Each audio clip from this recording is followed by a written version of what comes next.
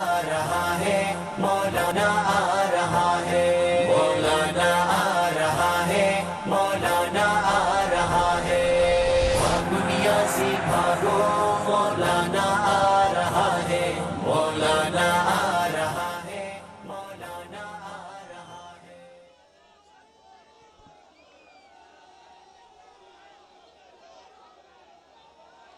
बिस्मिल्लाहिर रहमानिर रहीम नहमदुहु व नुसल्ली अला रसूलिहिल करीम अम्मा बाद।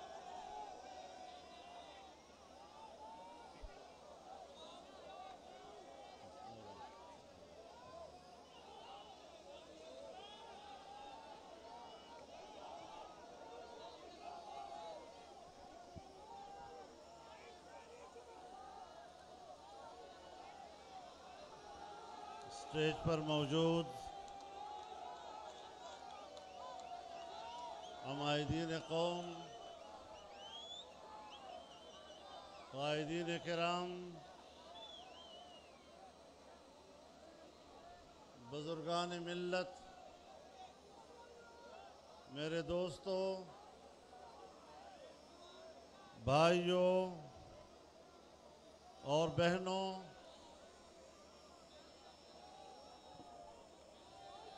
मैं सबसे पहले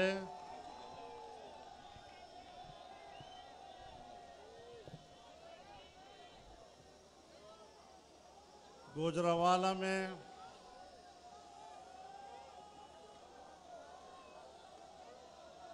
पाकिस्तान डेमोक्रेटिक मूवमेंट के ज़ेर इंतज़ाम मुनक़दा इस अज़ीमुश्शान इज्तिमा की मेज़बानी पर पाकिस्तान मुस्लिम लीग नून को उनका शुक्रिया अदा करता हूँ।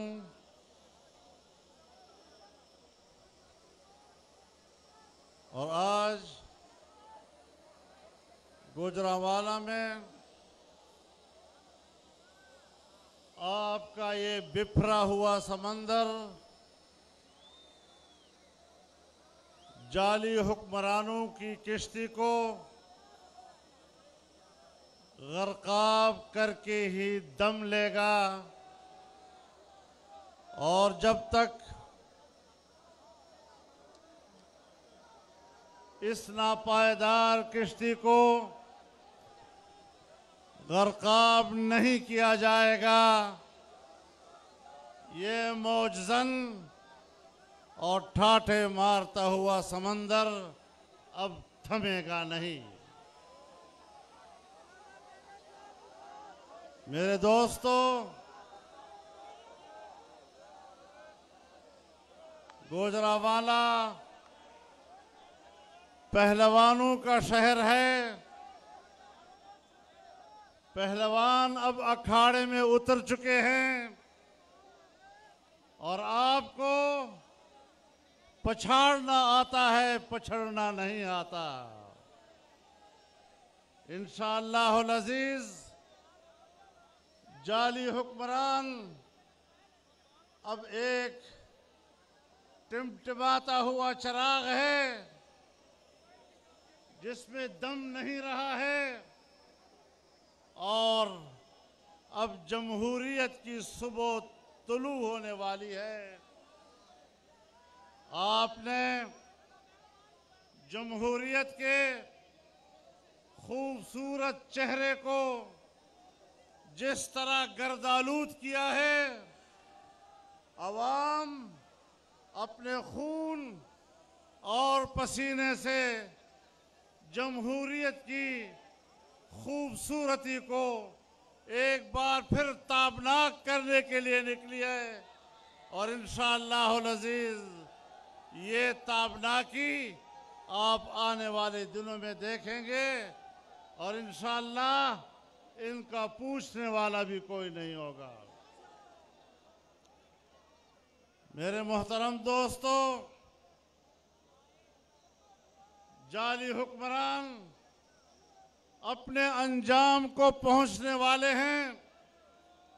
मैं اس اجتماع کے موقع پر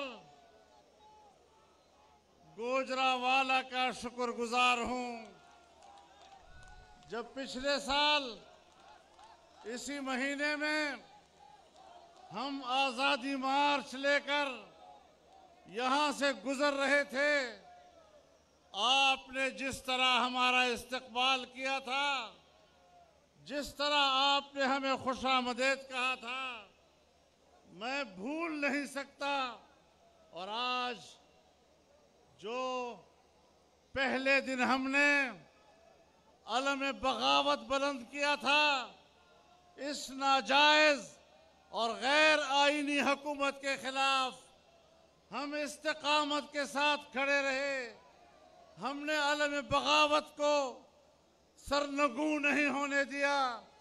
ہم نے وہ علم بغاوت آج چلتے چلتے آج پاکستان ڈیموکریٹک موومنٹ کی صورت میں پاکستان کی تمام جمہوریت پسند قوتیں ایک پلیٹ فارم پر آج گوجرانوالا سے تحریک کا آغاز کر رہی ہے۔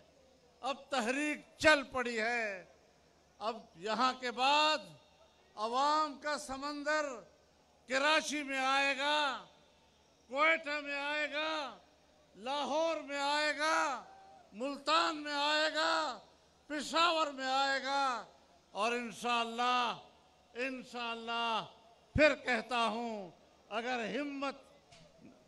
ہمت آپ کے اندر ہوئی، انشاءاللہ یہ آنے والا دسمبر نہیں دیکھیں گے۔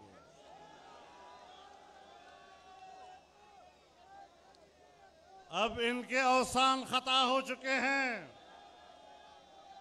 ان کی ہمت جواب دے چکی ہے، اور آج جہاں وہ کہتے ہیں کہ پارلیمنٹ میں ہماری اکثریت ہے، جہاں یہ لوگ پارلیمنٹ میں اپنی اکثریت کے دعوے دار ہیں، آج کے دن 15 ممبران اپوزیشن نے جعلی حکمران کو ایوان سے بھگایا ہے۔ ان کی اکثریت اس کے کام نہیں آئی ہے، اس کی اکثریت اس کو سہارا نہیں دے سکی ہے۔ میں یہ بھی کہہ دینا چاہتا ہوں کہ اگر یہ سلیکٹڈ ہیں تو کوئی تو سلیکٹر بھی ہے۔ اب سلیکٹر کہے کہ میرا نام نہیں لینا، کیسے نام نہ لیں؟ آپ نے چوراہے کے اوپر جمہوریت کو ذبح کیا ہے، اور جمہوریت کو ذبح کر کے ایک جعلی حکمران کو اقتدار کے تخت پر بٹھایا ہے۔ اس کا ذمہ دار کون ہوگا؟ جمہوریت کے قتل کا مجرم کون ہوگا؟ اور میں پوچھنے کا حق رکھتا ہوں یا نہیں؟ کیا میں یہ پوچھنے کا حق رکھتا ہوں یا نہیں؟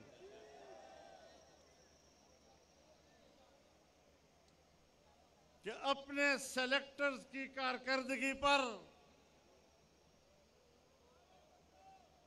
اپنے سلیکٹڈ کی کارکردگی پر اس کے سلیکٹرز شرمندہ ہیں یا ابھی بھی اس کی کارکردگی پہ نازاں ہیں؟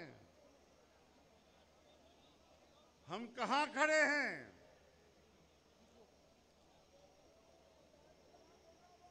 ہم مدینہ مزاج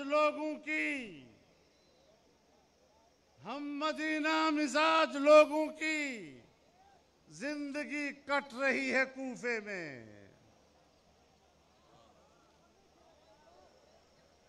میرے محترم دوستو،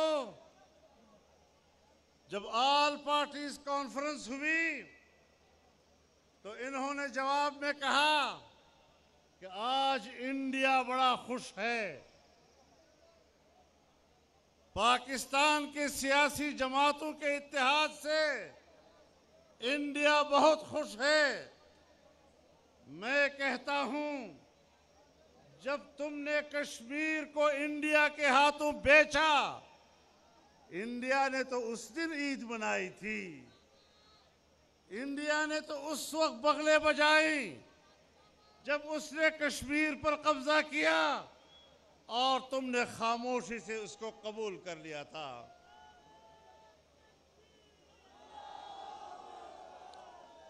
آل پارٹیز کانفرنس کے وقت انڈیا خوشی نہیں منا سکتا. انڈیا نے اس دن خوشی منائی تھی جب پاکستان میں عام انتخابات میں دھاندلی کی گئی تھی. انڈیا نے اس وقت خوشی منائی تھی جب ایک جعلی وزیر اعظم پاکستان کے اقتدار پر مسلط کیا گیا تھا. انڈیا نے اس وقت خوشی منائی تھی جب پاکستان میں آئین قتل ہو رہا تھا. انڈیا نے اس وقت خوشی منائی تھی جب پاکستان میں جمہوریت کا خون ہو رہا تھا. انڈیا نے اس وقت خوشی منائی تھی جب تم نے کشمیریوں کے خون کا سودا کیا تھا. آج انڈیا میں ماتم بچھ رہا ہے کہ آج پھر پاکستان میں جمہوریت کی بات کی جا رہی ہے. پاکستان کی آئین کی اعلیٰ قدروں کی بات کی جا رہی ہے. آج پاکستان میں کشمیر کی بات کی جا رہی ہے. اور میں کہنا چاہتا ہوں کہ آپ نے گلگت بلتستان کو صوبہ بنانے کی بات کی ہے. آپ جتنے حقوق دیں گلگت بلتستانی کو ہم پاکستانی سمجھتے ہیں، لیکن اگر ہم نے اس طرح گلگت بلتستان پر قبضہ کیا اور اس کو پاکستان کا 5واں صوبہ بنایا، آپ بتائیں کہ جو کچھ ہندوستان نے کشمیر کے ساتھ کیا ہے کیا تم اس کا جواز فراہم نہیں کرو گے؟ کیا ہمارا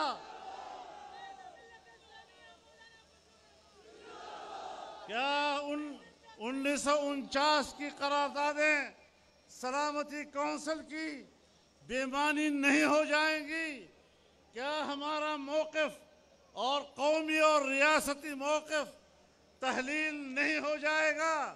اور کیا ہم نے 49 کی قراردادوں میں جو کشمیر کا نقشہ وہاں جمع کرایا تھا، کیا اس نقشے میں گلگت بلتستان شامل نہیں تھا؟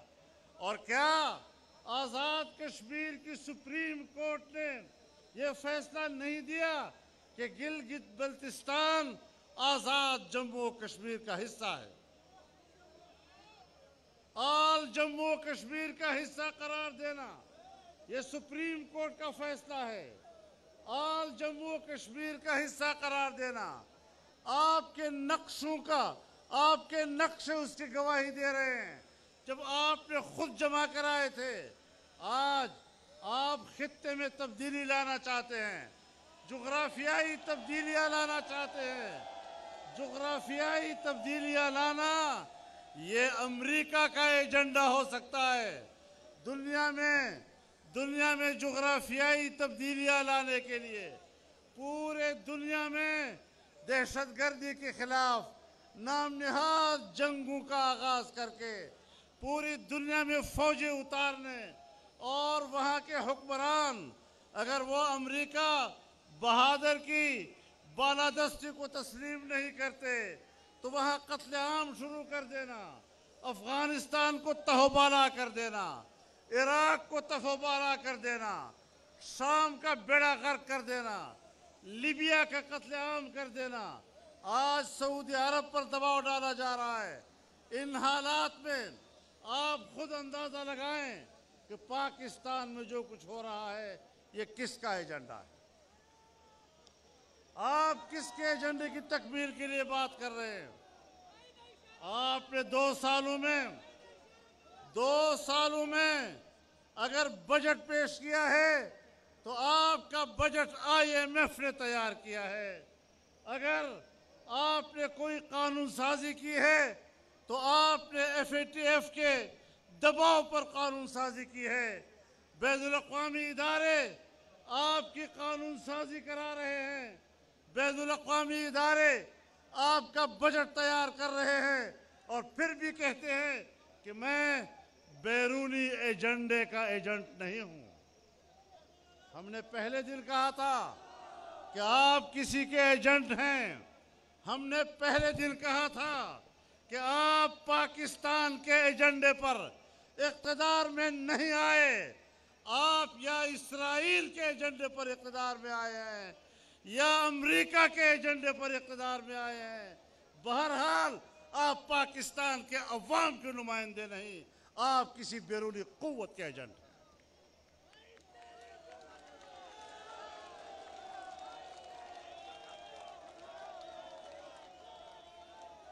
میرے محترم دوستو، اب ہمیں یہ سیاست ختم کرنی ہوگی۔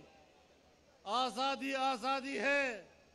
میں اپنی تاریخ کے ان اسلاف سے نسبت رکھتا ہوں جنہوں نے بر صغیر کی آزادی کے لیے قربانیاں دی تھیں، پھانسیوں پہ چڑھے تھے، آگ میں کودے تھے، خون کے دریا سے گزرے تھے۔ پاکستان کو غلام نہیں بننے دیں گے۔ پاکستان کو آزاد ریاست کے طور پر دیکھنا چاہتے ہیں۔ ہم پاکستان کے اداروں کا احترام کرتے ہیں۔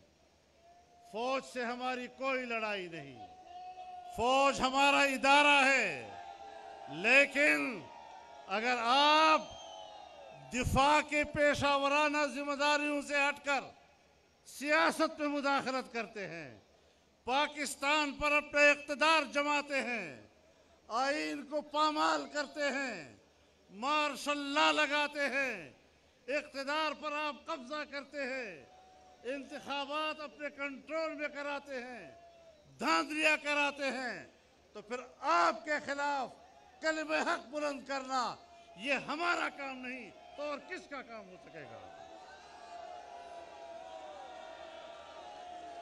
ہم پاکستان کی سیاست کو اس طرح مقید نہیں دیکھنا چاہتے۔ ہم پاکستان کی سیاست کو کسی کے ہاتھوں یرغمال نہیں دیکھنا چاہتے۔ ہم پاکستان کی سیاست کو قوم کے ہاتھوں دینا چاہتے ہیں۔ ووٹ پاکستان کے عوام کا حق ہے، یہ حق چھینا گیا ہے، اس حق پر ڈاکہ ڈالا گیا ہے۔ ہم قوم کے اس حق کو عوام تک پہنچانا چاہتے ہیں۔ اس کے لیے عوام کو میدان میں آنا ہوگا۔ میرے محترم دوستو، میرے قائدین نے بڑی صراحت کے ساتھ پاکستان کی معیشت پر تفصیلی بات کی ہے۔ تفصیلی گفتگو کی ضرورت نہیں ہے، لیکن آج آپ اپنی معیشت کی زبوں کی انتہا کو پہنچ چکے ہیں، اور جب کسی ملک کی معیشت بیٹھ جاتی ہے پھر وہ کرۂ ارض پر اپنی جغرافیائی بقا کی جنگ لڑتا ہے۔ اگر سوویت یونین اپنی معیشت کی تباہی کے نتیجے میں آج کرۂ ارض کے نقشے پر نہیں ہے تو پاکستان اتنا طاقتور نہیں کہ وہ اپنے وجود کو برقرار رکھ سکے۔ آؤ پوری قوم اکٹھی ہو، تمام جماعتیں ایک صف پہ کھڑی ہو، ہم آپس میں اختلاف کریں گے لیکن ملک ایک ہے، اس ملک کو بچانا ہے۔ آئین ایک ہے، اس آئین کو بچانا ہے۔ جمہوریت پہ اتفاق ہے، اس جمہوریت کو بچانا ہے۔ پاکستان کا اسلامی تشخص، اس پر کوئی اختلاف نہیں۔ ہم نے پاکستان کے اسلامی تشخص کے تحفظ کرنا ہے۔ ہم نے ملک کے اندر ہم آہنگی پیدا کرنی ہے۔ فرقہ وارانہ نفرتیں کہاں سے پیدا کی جاتی ہیں، یہ تعصبات کہاں سے جنم لیتی ہیں، سب ہمیں معلوم ہے۔ کہاں سے یہ ساری چیزیں بنتی رہتی ہیں۔ آج ملک میں خون ریزیاں کرائی جا رہی ہیں اس بنیاد پر تاکہ لوگ فرقہ واریت کی بنیاد پر لڑیں اور پاکستان میں سیاسی عمل کمزور ہو جائے۔ جمعیت علماء اسلام نے ہمیشہ فرقہ وارانہ نفرتوں کی نفی کی ہے، قومی وحدت کی بات کی ہے، اور تمام مکاتب فکر کی سیاسی قوتوں نے ہم آہنگی کی بات کی ہے۔ انشاءاللہ ہم اس ملک کو فرقہ واریت کی بھینٹ نہیں چڑھنے دیں گے۔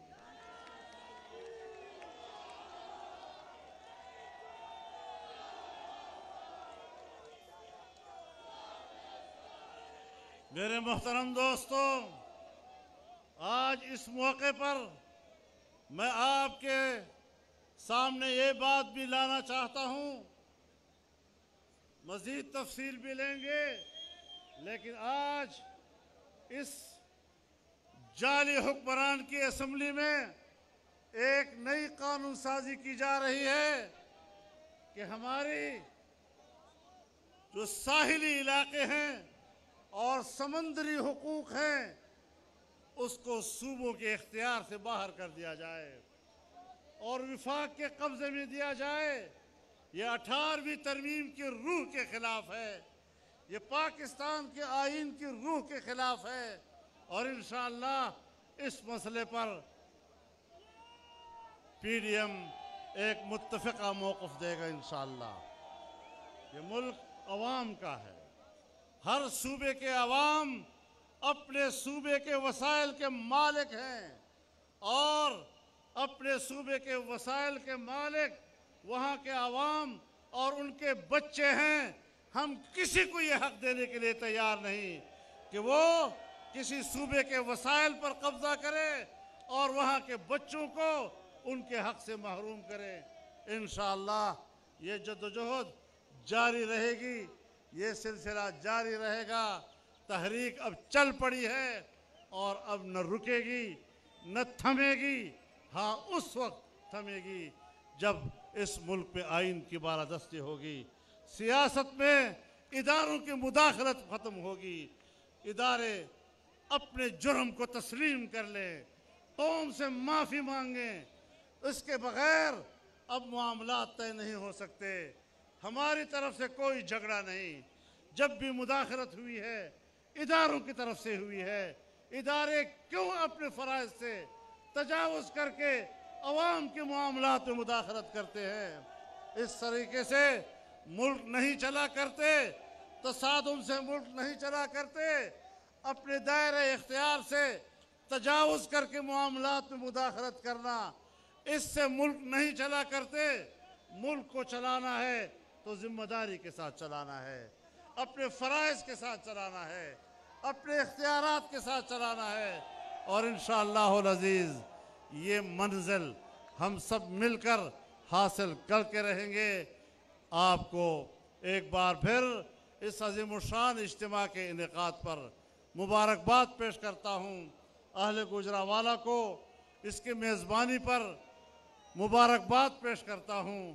مسلم لیگ نون کو ایک بار پھر مبارکباد پیش کرتا ہوں، اور انشاءاللہ جس سفر کا آغاز کیا ہے اب یہ سفر منزل پہ جا کے ہی دم لے گا۔ اللہ ہمارا حامی و ناصر ہو۔